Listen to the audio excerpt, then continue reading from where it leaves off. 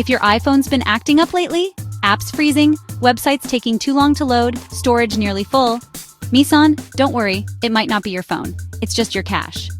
And before you even think about installing iOS 26 public beta, I'm telling you, clearing that cache is the smartest thing you can do. So, what's this cache business anyway?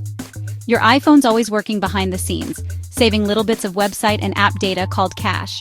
It helps things load faster, true, but after a while it builds up like sand on the shore.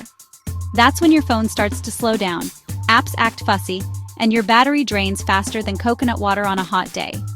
Now why should you care about clearing it before iOS 26? Because giving your phone a fresh start wipes away old bugs and frees up memory, making updates smoother and your phone feel brand new. Trust me, you'll see the difference. Let's do this together, easy breezy. Step 1. Open your Settings app. Step 2. Scroll down, tap on Safari. Step 3. See where it says Clear History and Website Data? Go ahead, tap that. Now, for a fresh reset, tap All History. Then confirm by tapping Clear History again. Simple as that. You might see a pop-up asking if you want to keep or close your Safari tabs. Up to you, love. Either way, your cache is gone and your data is fresh. Pro tip: do this once a month, especially before those big updates like iOS 26. You'll keep that iPhone running sweet just like the day you got it. Quick recap for you.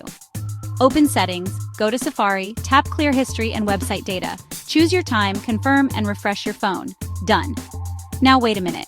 You still here and didn't subscribe yet? Misan, tap that bell, like the video, and tell me in the comments if your phone feels faster already.